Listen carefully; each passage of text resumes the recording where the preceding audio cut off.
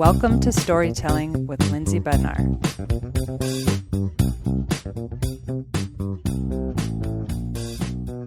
Hi. Hi, how are you? I'm doing well. How are you?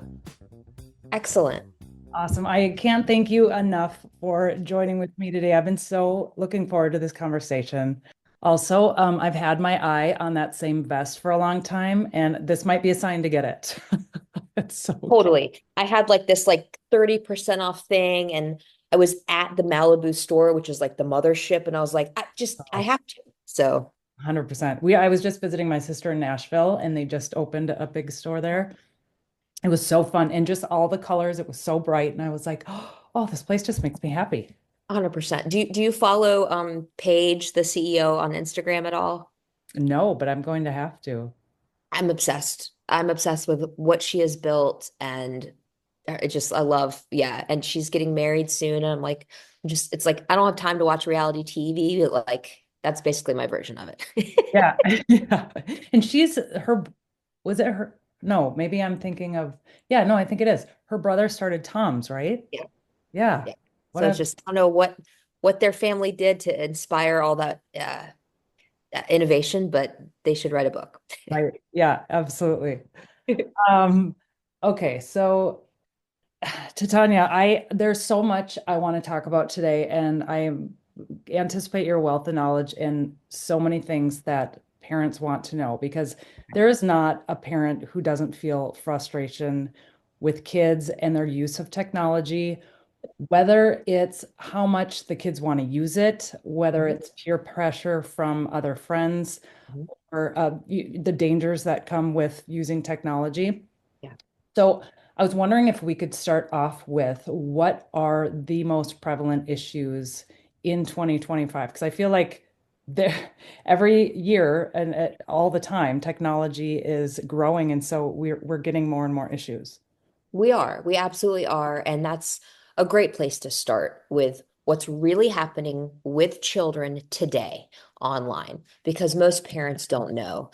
And I'm pulling up Bark's annual report. Every year we analyze all of the connected tech that our technology is connected to, which currently is we help to protect over 7.4 million children across the nation. So it's a lot of devices, a lot of kids.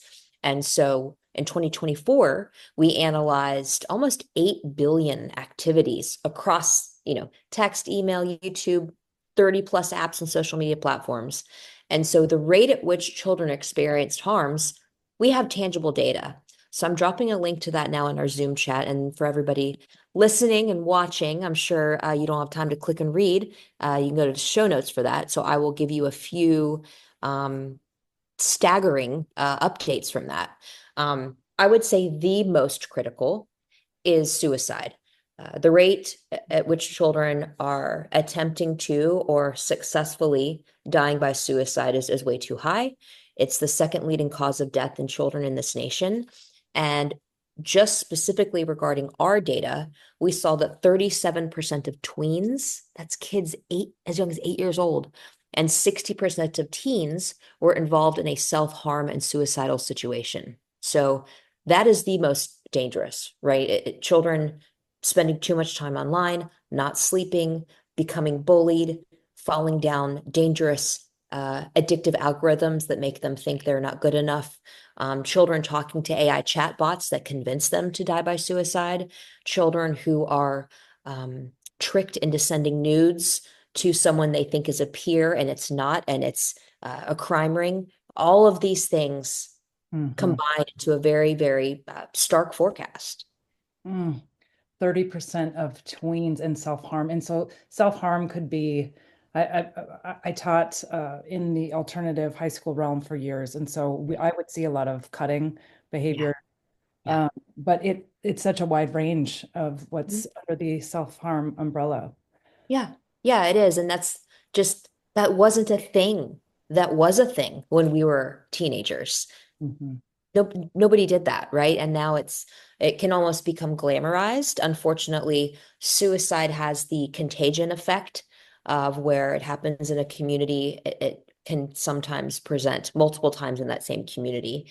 And so yeah, it can almost seem cool to to cut and then cover it up with long sleeves and bracelets. And shows like 13 Reasons Why on Netflix did not help that trend. So, yeah. Hmm. You said there are AI bots that can and will encourage suicidal ideations. Yes. Yeah. And that's obviously not hopefully what the creators of ChatGPT and other IA-based technology rollouts and apps like Snapchat, et cetera, aimed for, right? That wasn't their intention.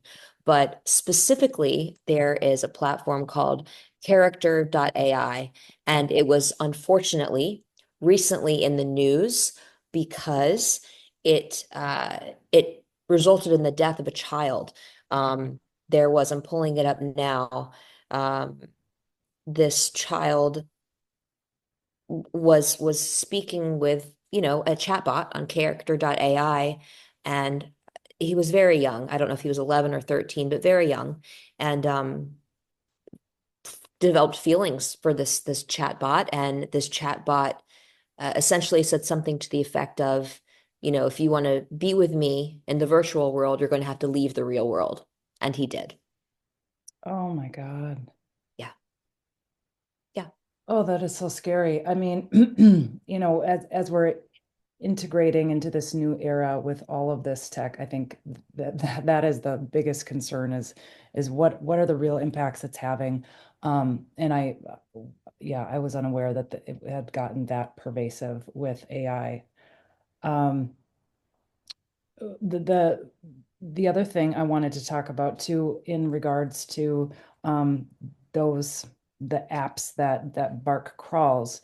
Uh, with Roblox is one that I've heard come up again and again, and it's essentially used as, there are chat box within there, and I know of firsthand of experiences where people have been chatting with someone on there and they're pulled outside to another program.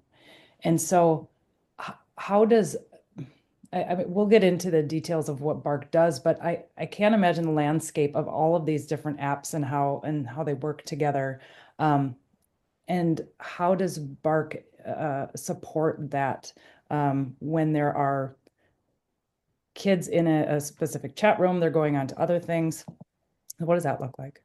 Yeah. So to the first part of your last question, for anybody, listening, watching, it's understandable if you let your child play Roblox because a lot of parents do. It's the most popular platform for kids ages 5 to 12. I let my son play it. I didn't know the dangers at the time, besides potentially the ability to chat with a stranger. But we talked about stranger danger. We talked about not sharing any PII, that's personally identifiable information, with anybody online. Don't use your real name as your username, etc. So I knew that it was possible, but not uh, likely. Um, and then started to see all the news reports, very damning news reports. And at Bark, to the latter part of your question, when we launched the Bark phone, we were able to connect with and analyze Roblox. And we've seen issues happening with children and Roblox, whether it's strangers chatting there, hate speech, racist speech, misogynistic speech, sexual graphic content, simulated, right? Because it's under the guise of game characters, but game characters can simulate sex and violence and still confuse and abuse a child. So Bark can monitor and alert you to dangers happening on Roblox if your child has the Bark phone, but not with the iPhone, because iPhone is not good for kids. It's good for adults. I have one. And Roblox itself hasn't opened its API to Bark, but to its credit, it has rolled out more stringent built-in free parental controls that you should absolutely turn on if your child uses it. And that was as a result of all of the bad PR they've been getting lately. Wow, okay. And that's another thing I absolutely want to talk about is the app versus the phone, because I know there's different functionalities there. Um, but before we do that, I do want to, I kind of jumped ahead, and I do want to speak to uh, any information that you have just in regards to the uh, the excessive use. I know one of the things that Bark does is it has limits with screen time. So, what are the impacts in children's development, whether it's mentally, emotionally, with excessive screen use time? Well, let's just position everybody who's listening to us right now in a seat of common sense. And no judgment. Anything I'm telling you today comes from a place of I'm a mom of a 16-year-old and I made all of these mistakes. So I'm imparting this to you because I don't want you to make the same mistakes or live with the same regret that I do. One of those things was letting a piece of tech babysit my kid so that I could get stuff done. It was an excellent tactic in terms of it worked, but it was bad. It was dangerous. It was not healthy for him. It stifled his ability to problem solve and build resilience instead of be bored so easy. He could have been playing Legos or playing outside or taking risks, but instead he was passively consuming YouTube on the iPad so I could get stuff done. So bad choice. Wish I could take it back. Don't do that. Kind of went off on a tangent there, but if I could bring it back to just what are the risks? The risks are your children who have very, very malleable brains, especially birth to age 5, will get unhealthy levels of dopamine spikes and addiction to screens and tech and gamification and not get enough real world neural pathway connections around, your five senses. If your children are blessed to be able to move their bodies, and I know some aren't, but if they can move their bodies, they need to be moving their bodies. They do not need to be sedentary. We don't either as adults. So moving your bodies, problem solving, creating, understanding human nuance just from facial expressions. There's just so much that the sleep, the negative impact that it has on children's sleep, with the blue light exposure and tech exposure later at night. It's just not healthy from a physiological standpoint. And then we get into the what they're encountering and how that impacts their mental health. And that's a whole nother layer of I was just talking to the CEO of Crime Stoppers Houston the other day, and she mentioned to me that there was a child who had no tech access whatsoever from like a personal device standpoint, but she could pull up the family smart television, right, and get access that way. And a predator was communicating with her through the smart TV because smart TVs can access the internet. So limiting your children's access, setting time limits, setting filters, candid conversations. Um, I'm off on the tangent again, but it's just there's so much to talk about, Lindsay, and not to overwhelm everybody, but we could have 7 episodes on just the harms. There are harms. There's a lot of harms. It's not a matter of if, but when. Don't have to take my word for it. Ask your pediatrician how many children they're seeing for digital-based mental and physical health issues in their office. And I would say they'll tell you about 30% a week are coming in for that. Wow. There's so much I want to respond to in there. Just on that alone, I remember when TikTok was taken down, they said they were receiving 911 calls because people were panicking. Young teenagers panicking without TikTok. 100%. Like that is not healthy. Mhm. I understand why the teenagers are feeling that way. They are having withdrawal. I Right, get it. You took away their drug. right. That's okay. That should be a warning bell that not enough people are paying attention to. Mhm. One of the things my friends and I talk about frequently, we have kids in elementary school, some in middle school, some have kids in high school, is how much this has affected, you were talking about that face-to-face communication, just dating life, the way that people are interacting as couples now. And one of the things I am hearing is, they're not boyfriend, girlfriend are going together as they're talking to someone. And so this talking takes place solely through technology, which there's all kinds of adverse effects when we are learning to communicate just through technology. And so, yeah, just even the usage of technology and the amount we're using it, how much it's affecting us beyond what's available on there, but just how it's affecting our communication, um, is scary. Well, yeah, I mean, when we were growing up, again, we might experience a look, a laugh, a touch, a hand holding, a hug, a kiss, etc. It was a slow escalation, right? Now children are talking via technology, and the next step in that evolution is sending nudes. Sexting is the new first base. And any nude photo or video of a human under the age of 18 is possession or distribution of CSAM, child sexual abuse material. Outside of the relational and reputational and mental health implications of that sort of media existing online, there are legal ramifications for this.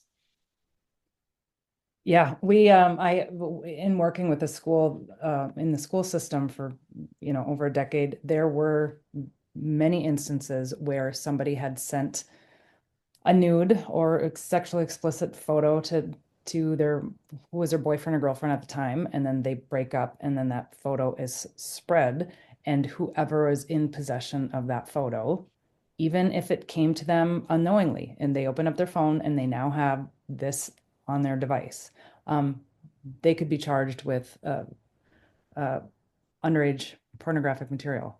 Exactly. And now we don't only have to worry about actual image-based abuse, the AI generated abuse.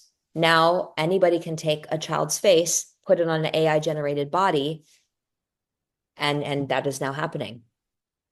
Oh, wow. So even for us adults that share our lives, our kids and things online, those things can be taken. I am so glad you went there because that's where I wanted to go with this is I know we're talking about a lot of heavy, scary stuff, but there's actually some pretty simple, again, free things you can do. Like, don't post your life online publicly. If you do want to share photos of your children, of your vacations, of your home, whatever, first day of school, make sure it's not open to the public. Make sure it's to friends only. Make sure you have a private Instagram account. It is so easy for somebody to screenshot a picture of your kid and the dominoes fall. And it's not just creepy adults that do that. And by the way, a creepy adult can be one of your best friends. It can be your pastor. It can be your coach. It can, like people you know, unfortunately. Um, but your children's friends, right? Good kids make bad choices, and children will find a parent's profile, take a screenshot of the kid, use that to make memes and bully, etc. It's just there are far fewer benefits to having photos and videos of your children online um, than I don't know what I'm, you know what I'm trying to say. Yeah, Less yeah, pro, way more cons. yeah. Is that pretty prevalent? I mean, I've seen a new trend of people posting pictures holding their child or whatever, and the child's face has a star on it or a smiley face or something. Um, So people are responding to obviously the issue, but I guess I'm probably pretty naive to how prevalent it is for people to use your photos unsolicited. Well, that's the thing is there's no like reporting agency for that unless it gets to the nude photo level, right? And when nude photos of children are reported, usually makes its way to NCMEC, the National Center for Missing and Exploited Children, but that's if it's reported. Hmm. On a lesser scale, the rate of, doxing and cyberbullying is far underreported. Nobody knows the rate at which it's happening, unless, it's happening through Bark and you're getting Bark alerts. According to our data, I'm pulling the annual report back up again. I should have these memorized by now, but I I do know not. that's a lot of information. So give yourself grace. But bullying, it's 71% of tweens, the 8 to 12-year-olds, and 77% of teens experienced bullying either as the bully the victim or the witness. So it's high. Wow. And that's of tweens. Tweens, 71% of tweens. I mean, I spoke to an elementary school principal of a Catholic school, grades kindergarten through eighth grade, and she said the amount of issues that we're having with like first through third graders who don't yet have their own devices, but they have access to like a family iPad and they get on iMessage, and then there's like this group chat with like 22nd graders. The issues that are happening because of that. I mean, second grade is just such a precious, precious time. It doesn't need to be fraught with mean words, mean people Hmm. outside of the typical like playground, isolated incidents. You know what I mean? It doesn't need to follow them home digitally. Right. So it's not even the dangers of, well, the pedophiles and the creeps that are out there online. It is obviously the issues of between kids, which can go as young as kids are getting access to technology. Exactly. Like there is a very understandable and acceptable level of relational conflict that is healthy for kids to experience. Not everybody is going to like them all the time, and that's okay. But the exponential and negative effect that happens from that digital onslaught, that is that is contributing to the mental health decline of children. Mm-hmm. Right. And then you couple that with the age of comparison and when kids do start to get social media, which I'm not Mm. sure what the average age is or if you know, but it seems to be getting younger and younger. It's getting younger and younger. Thankfully, Jonathan Haidt's book, The Anxious Generation, has definitely sparked awareness and I'd say confidence in parents to delay. Children were getting access much younger than 13, which is the age that the law says that social medias can allow children on their platform. But that's still too young based on what we know now. And so Jonathan Haidt recommends waiting till at least 16, which I think is the most reasonable thing that I have heard in a very long time. So but kids continue to get it younger and younger and younger because of peer pressure, because they appeal to their parents and say, but I'm going to be left out. No parent wants their kid to be left out. I didn't want my son to be left out. I let him have TikTok and Snapchat before he should have. Granted, he's an only child and we were in the middle of a pandemic, but I still should have waited. Um, but what I will say to that argument is you actually do want your child to be left out of the bullying, the predation, the sexual content, the violence, the disordered eating related content, the suicidal ideation rabbit holes. You do want them to be left out of it. They will be healthier physically and mentally if they are left out of it. Even if they are the only one, they will be the strongest, healthiest one in their class. Now, you do have to optimize for and prioritize in real life authentic connection. Like, please make sure they're playing sports, taking art, doing dance in a youth group, something, right? They can't just be in their home isolated. Hmm. Do you want them to be left out? Hmm.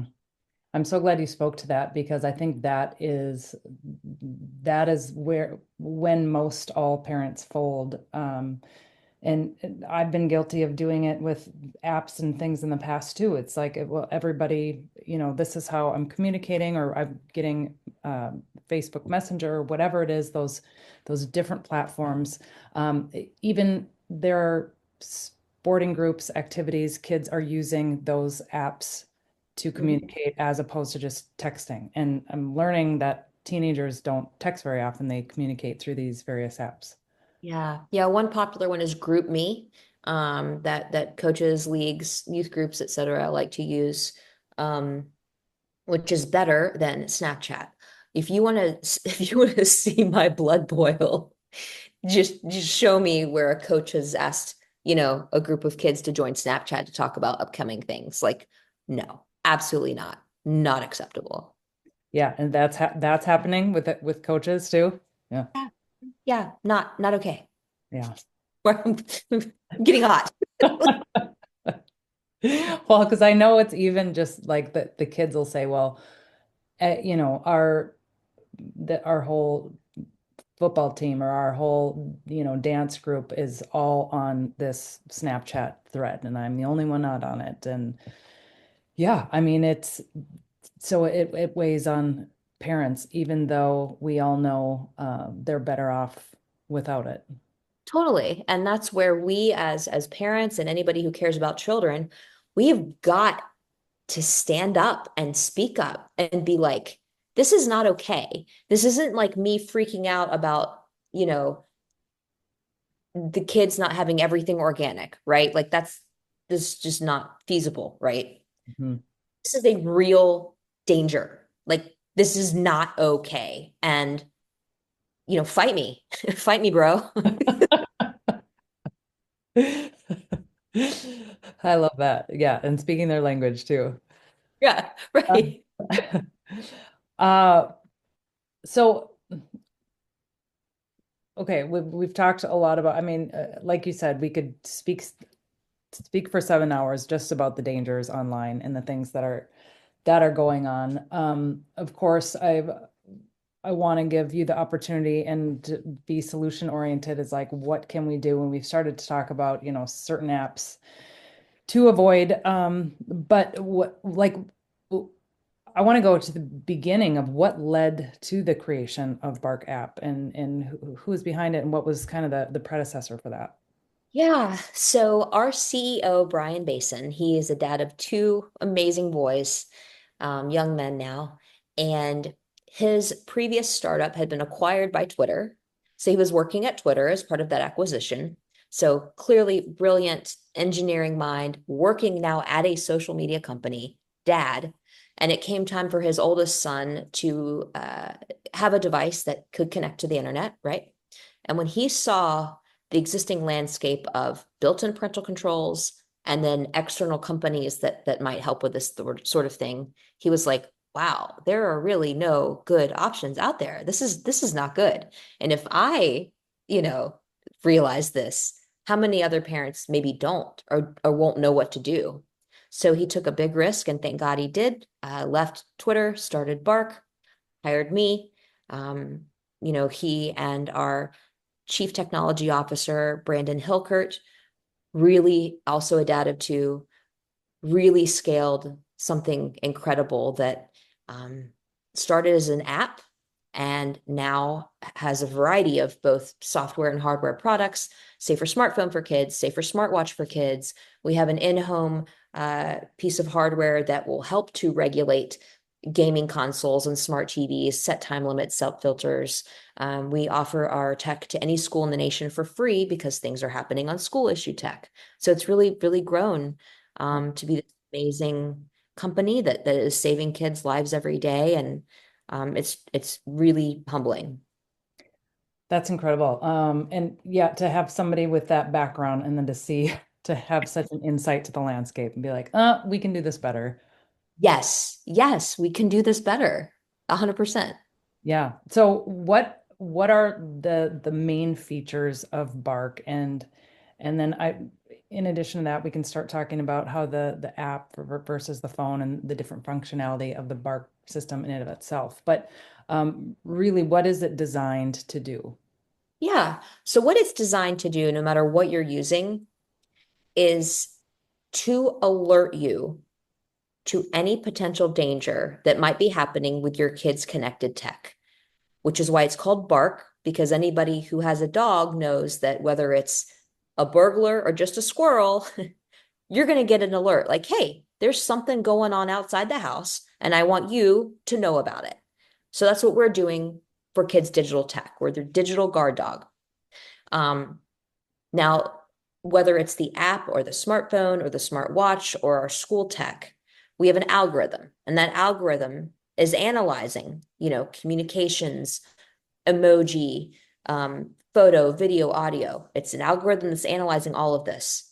And it's not going to just mirror everything that's happening and give you a list of things to sift through to figure out what's happening, because we do not ever want to be spyware. Um, but what it is doing is analyzing the data and then selecting when, oh, that's potential suicidal ideation, or that's imminent self-harm, or that is an adult talking to a child asking them to go meet up. Like, boom, take that snippet, send it as an email or text to the parent and let them know, here's what happened. and here's what you can do about it.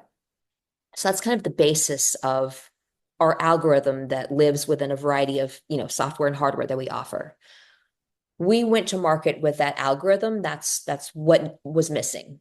Now, because a lot of parents, myself included, were like, I don't want to have to use Bark for this, but then this other thing for screen time, and then this other thing for filtering. Like, just can you just build it all in one? And so that's what we've been working on, is to try to make like an all-in-one, whether it's content moderation and alerts, um, screen time, setting filters, like all in one, location tracking, speed detection for older Bark kids who are now driving, like my son.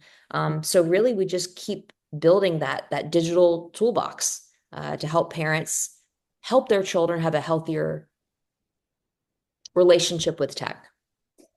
Yeah, and it's not just like the text messages or anything.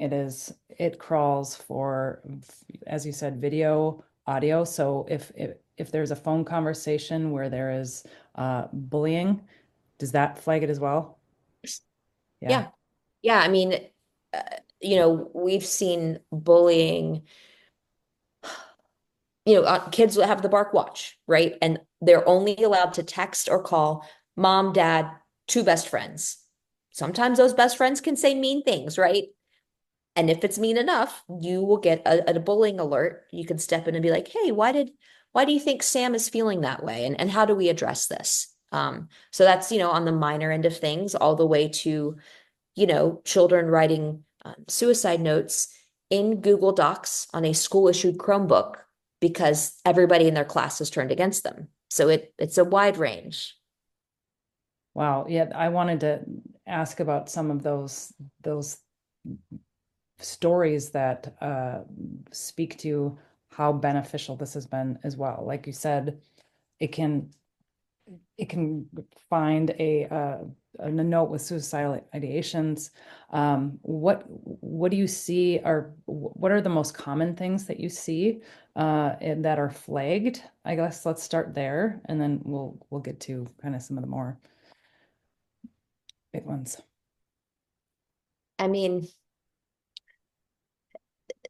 I would say the most common are the 9 issues we chose to report on in our annual report. Bark analyzes for a lot of things, extreme group recruitment on Twitter, now X. I mean, all kinds of things, right? But thankfully, that's not happening en masse like uh, self-harm and suicide, sexual content, anxiety, drugs and alcohol, bullying, depression, disordered eating, predators, and violence. Those are the top 9 things that we are seeing happening way too often with children. Wow. Is Yeah. there are there certain trends as to that you have gathered that it's more prominent in, say, big cities? Do you look at the data and say, wow, this is really affecting everyone everywhere who uses technology? Or do you see that it's trending towards certain areas? That's a great question. I need to go back to our data science team because it's been a minute since we pulled geo-based, zip code-based to compare. I know in the past when we've done that, we've asked that same question, and it was like, no, it's happening all across the US. There's not one specific hotbed for a particular type of issue. But I would like to revisit that.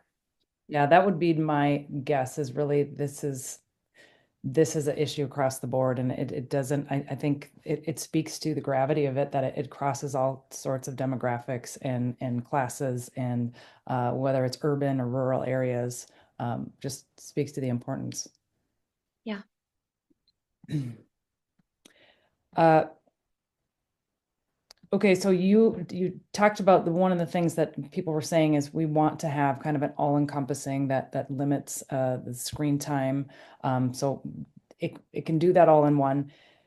What do you have as far as data, or what do you know about that is, I guess, an acceptable screen time usage, maybe in kind of ages? And it's funny to ask because I think we would all just prefer, they grew up like we grew up and they're outside and they're off tech and they don't have that access. But when using it, what is kind of that okay? I don't even know if I should say okay, but what would people suggest? What? So I'm pulling up the American Academy of Pediatrics guidelines, which of course it's a whole like novel. So let me go to the Right. Gemini thing of it. Um, but essentially, for children ages 2 to 5, they encourage you to limit non-educational, like let's non-educational screen time to about 1 hour per weekday and 3 hours on the weekend days. Now, I think that might even be too much, but Yeah. that's me personally. And that's only coming from a mom of a 16-year-old and then the CMO of Bark. So do what you want with that. Less is more. There will not be a child that is better off because they had more non-educational screen time. You just won't. Right. You can't I realize you can't live in a bubble, right? Like maybe there's a football game on that the whole family wants to watch. Like it's fine. But let's say there's a explicit commercial that comes on. You just have to be aware and then have the conversation like, hey, those people just talked about this. And as a family, here's how we feel about this. And just want you to know that this is in the world, but we're not going to conform to that norm. You know what I mean? You just have to be on top of it. Mhm. Um, there's a big difference between passive consumption of mindless content and using tech as a tool to create or curate or even like compete. So it's about the quality over the quantity, but you can't go wrong with less. And again, I'm saying this to you as a mom who has let her kid piece out in front of a screen, not knowing what was on that screen for way too long. Yeah, I don't think there's a parent that can't that doesn't resonate with that, uh, for so many of us because it was new. uh it was like, oh, this works so well. I remember this one video we used to use with our kids when we were little. It was just like this twinkle little star to fall asleep. um which I don't think it did anything detrimental, but just thinking of the different and various ways that we've used technology uh, to fill in the gaps of things we've done since the beginning of time. I mean, it is quite comical at how quickly we became adapted to utilizing this and really leaning on it as a crutch. 100%. As you were talking, I was thinking, what did I do as a kid? And at both my mom and my dad's house, my parents were divorced, wasn't really allowed to watch TV at all. And I'm so thankful for that. In hindsight, it's great. I hated it at the time, but so thankful for it. But at my grandparents' house, all bets were off. I could watch hours and hours of Nickelodeon. And it was just like, oh, I would just like binge it, right? It was just like, give me all the Nickelodeon because they had cable. I was like, what is this? But the worst thing that I could encounter on Nickelodeon was like maybe a kid in a sitcom being like slightly disrespectful to their parent. Maybe. Right. There was no pornography. There was no, like all the things we talked about that wasn't there, right? So again, the worst thing that was happening was maybe a little bit of lip back to a parent for a comedic effect. And I was sitting still. I wasn't moving my body. So Right.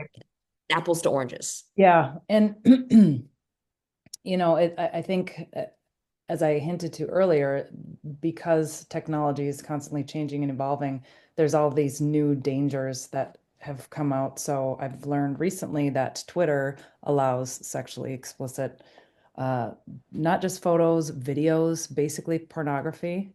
Yes. And so that Yeah. is an app that I think a lot of people wouldn't have associated with that before. My kid uses it for news, or they use it to keep up on their favorite sports team. But it's changed. Yeah, yeah. X, formerly known as Twitter, Mm. now allows users to post consensual adult content. That is an update from the Associated Press as of June 3rd of 2023. Now, if you're a child and you can access something that can access the internet, it is not hard to click on a hyperlink of a tweet or a post on X, right? It's not it's not age gated. There's no safeguard that asks, are you 18? And can you upload a form of identity to prove that? Mhm.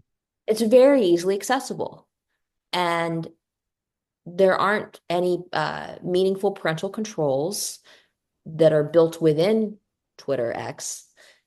It's so problematic that actually on our annual report, when we list the most dangerous apps, because of the rate at which children have encountered these problematic issues on them, it's risen to the top sharply. Um, I will still say that Snapchat is the worst app for children and teens out there right now. But because of that particular policy, it's really not helped X become a safe place for kids. Yeah, I experienced it firsthand. There was an article of a professional football player who had proposed to his girlfriend on TV on the sidelines or something. And so it generated a lot of headlines. And somebody posted or responded to one of the headlines and basically said he and I had an affair. And so a couple clicks, find out a little bit more of this story, brought me over to her page, which was loaded with sexually explicit material. And I thought, how many teenage boys would have just done the same thing? Just clicked a few things to find out a little more information and stumbled upon what was A lot. crazy. Yeah. Yeah. These girls are not even teenage children. Children. We're seeing parents write in to say, like, help, my 8-year-old is addicted to pornography. Mm, And we help them to set up, some filters and limits so that they can't encounter that anymore. But that's just heartbreaking. mhm. Yeah, and it can feel extremely helpless when we can do all the things that we want to do, and yet we know they might go out in the world and they might encounter it with a friend. And so, to your point earlier, it really requires a village of us parents to come together and to get on the same page. It does. It does. I was just on Facebook earlier this morning in my Facebook group, Parenting in a Tech World. We just crossed the 600,000 member mark, which is insane. When I first started the group, I think I invited 600 people to join, and now it's 600,000.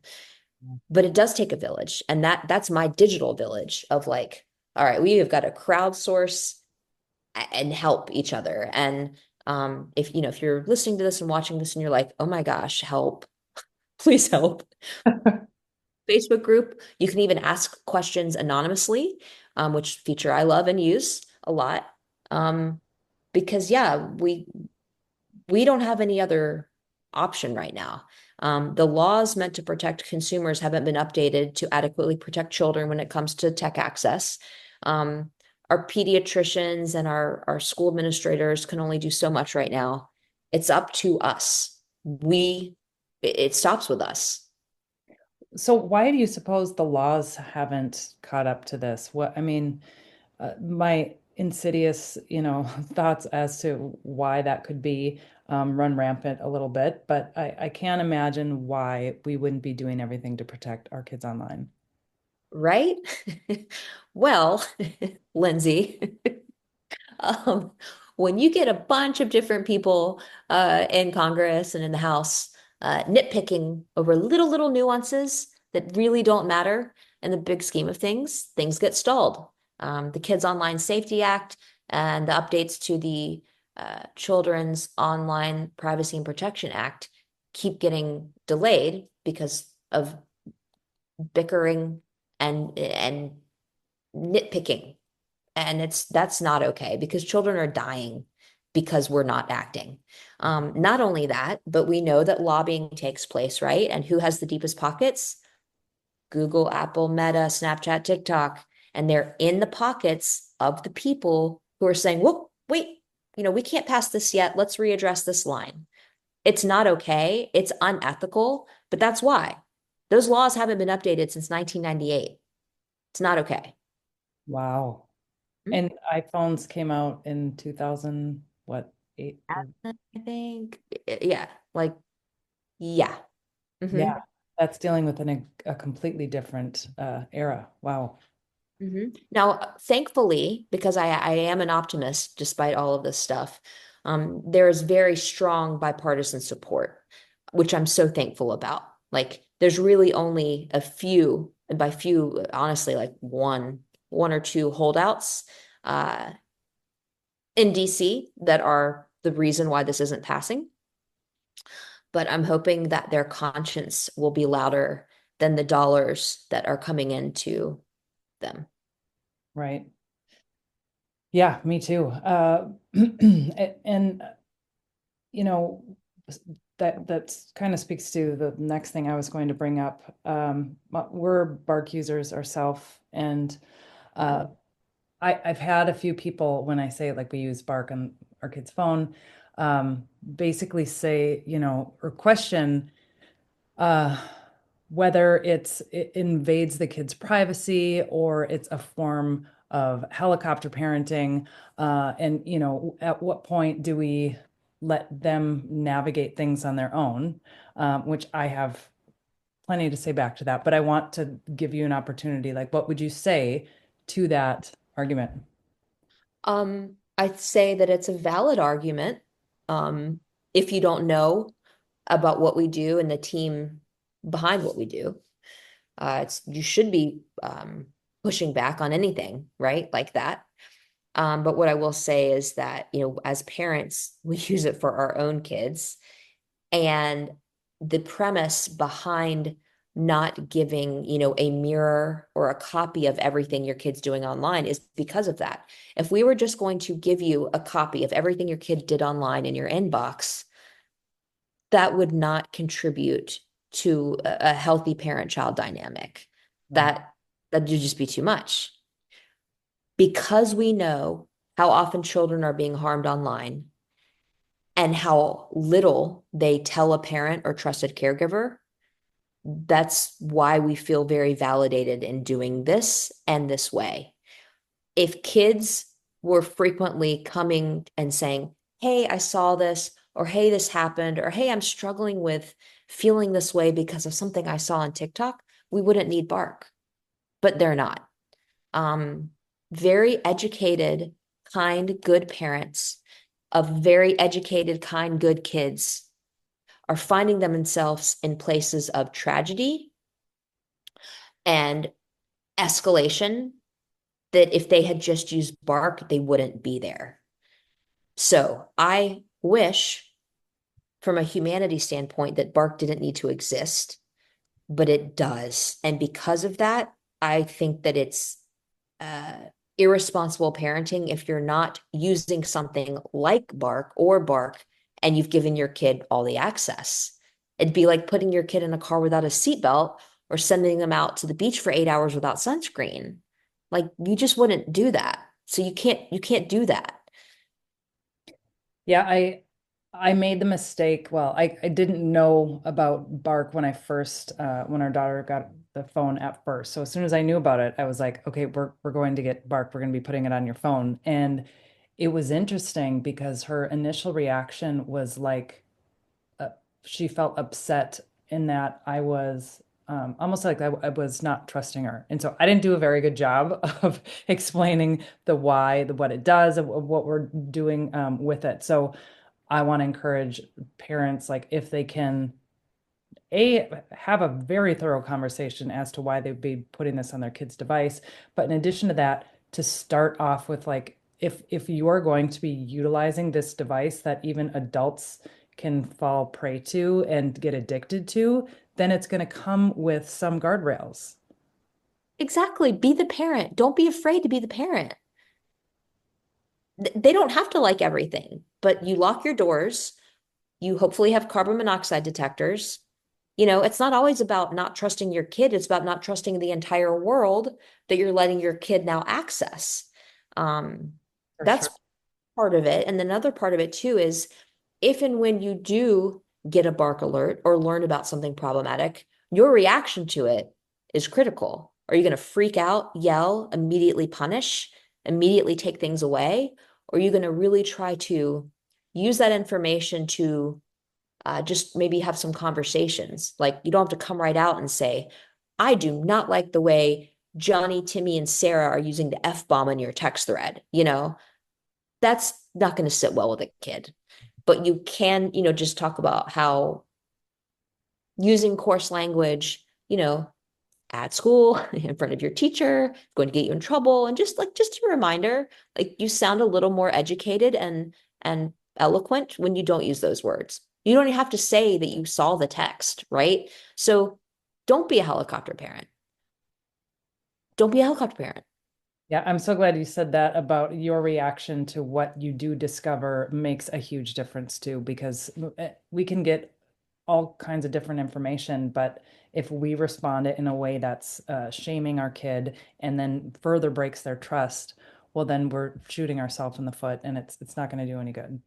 Totally. Another example of that is like, let's say you don't even have bark, but you walk into a room and your kid's watching porn, and you walk over and you slam the laptop and you say, "Ew, what's wrong with you? You're so dirty. How could you do that? That's so bad. I can't believe this is happening in my house. You're grounded." Not good. Not Right. good. Don't do that, right? Yeah. Instead, you see it or you get a bark alert, you can say like, "Hey, this is awkward for me, so I'm sure it's awkward for you. But we need to talk about the fact that this stuff exists and you might encounter it. Either you're looking for it or it just comes to you. And here's what science says it can do to your brain and your heart. It's actually addictive. It actually can prevent you from having a healthy consensual relationship when it's time for you to have one with another human in real life. So, this is why I feel so strongly about helping to prevent you encounter it. Much different conversation. Yeah, and the other counter argument to anybody who would maybe have any pushback to guardrails and monitors on phones is to reiterate how much adults grapple with the addiction of phone. Yeah, it is a dopamine addiction. I mean, whether you're constantly utilizing social media, if you're pulled in by fear, if you're pulled in by likes or affirmation or whatever it is, adults fall, to it all the time. Yes. Yeah. Yeah. I mean, okay, I can't imagine that there aren't going to be so many parents that are going to be reaching out. Just obviously, there's going to be plenty of things in the show notes, but what would you say when a parent is listening? Okay, let's give a few different situations and scenarios. Their kids have a phone, and they haven't had any guardrails, and maybe they have some apps that we've discussed that are, you wouldn't recommend. What would be your recommendation of like next step? This is hard because it depends on the age and the stage of the child. If your 8-year-old has an iPhone and you have not turned on the built-in parental controls through Apple's screen time offering, do that. Just Google Apple parental controls, turn them on. If you, again, have an 8-year-old and you have let them download TikTok, YouTube, Snapchat, delete it. Delete it right away. Your kid's going to be pissed. Doesn't matter. Delete it. If you have a 12 or 13-year-old, a little bit different, right? Um, that's probably the main way that they are connecting with their peers. A little harder to dial that back, but you can implement parental controls to alert and monitor to certain situations. You can also take it away. That's fine. You're the parent. You need to be paying attention to your children's mood, eating habits, grades, sleeping habits, that sort of thing. If any of those are not ideal, you can look real quick to the phone, ASAP, as one of the primary drivers of that unhealthy atmosphere. Um, if your child has an Android, that is much easier to monitor. You can add the Bark app to it. It's way more comprehensive than an iPhone. If you have not yet given your child a device and they are begging for one, and you're thinking, I want my kid to be able to call and text me and 911, but I don't want them to have access to all the bad stuff. Cool. You can give them a Bark phone, a Bark watch. You can go get a flip phone if you want.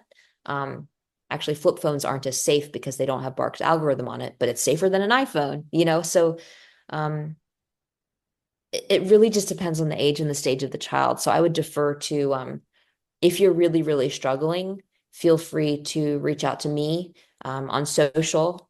Lindsay can have, links to my social platforms, send me a DM, or join the Facebook group and ask, let us know how old's your kid? What are you struggling with?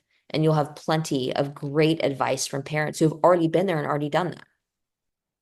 Yeah, that's awesome. I think we really need to lean on the fact that this does require a lot of coming together with parents. I remember before the kids got phones and just thinking like, can we all just agree that they're not going to get them? Like, I Yes. I know how I felt, but and I think so many others feel the same way. But then, yes, you get to this point where you're like, well, he would be nice for this reason or this reason. So you do what you can with what you have. But yeah, I would love more coming together of parents. And it's happening. Be encouraged. So many parents are joining the wait until eighth movement, or they're following the anxious generation path. Um, you're not the only one anymore. Yeah, it that is that's very like validating to know that people are coming together and hopeful and to know that what you said there's 600,000 people that Group, yeah. in your group. Yes, it's a good thing. Yeah.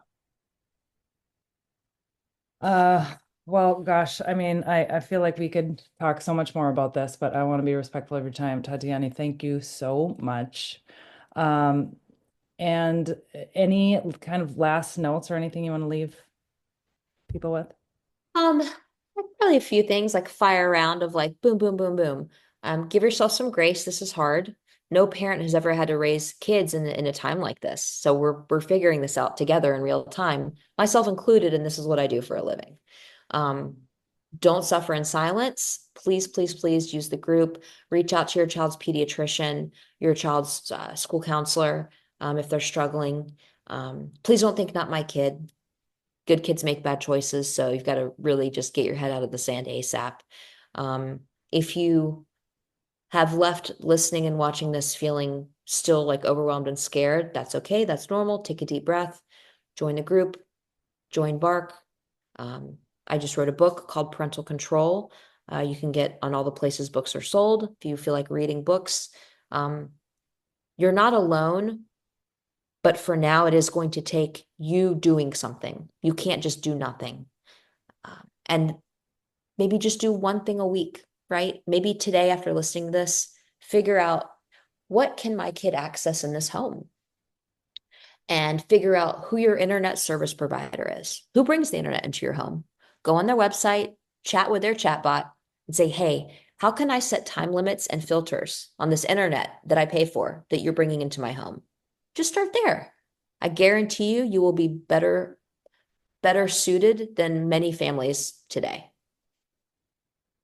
Yeah, I think that was a big eye opener for me too, is just learning about the smart TV and how it's not just personal devices. If you have a smart TV in your home, what kids could be accessing as well. Exactly. Exactly. So start there. Start there and come back and leave a comment and let us know what you found out or what you're struggling with. I went to a mom's house once to help her get set up with her tech. She had Google Fiber, and I was like, "Oh, it's Google. Of course, they're going to have solid parental controls. Let's look this up." And for her particular router, they didn't, and they offered to send her a new one in like 3 days. And I was like, "How? What?"